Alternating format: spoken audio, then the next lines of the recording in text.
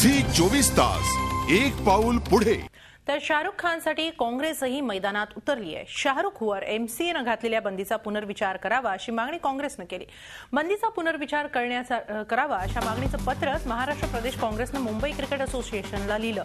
5 वर्षांच्या बंदीचा मुंबई क्रिकेट असोसिएशननं फेरविचार करावा असं या पत्रात म्हटलं।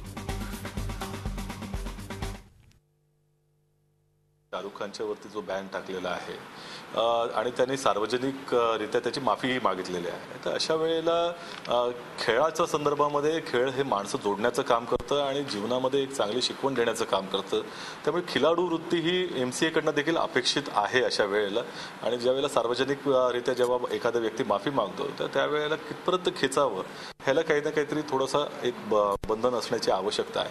आणि त्याचबरोबर एखाद्या व्यक्तीवर बॅन टाकणं हा लोकशाहीमध्ये कितपत योग्य आहे ही शिक्षा ह्याला देखील मला असं वाटतं की एमसीएने विचार केला पाहिजे। आणि त्या दृष्टिकोनातून आम्ही विनंती असं पत्र दिलं होतं की या बाबतीमध्ये पुनर्विचार झाला पाहिजे। झी 24 तास एक पाऊल पुढे।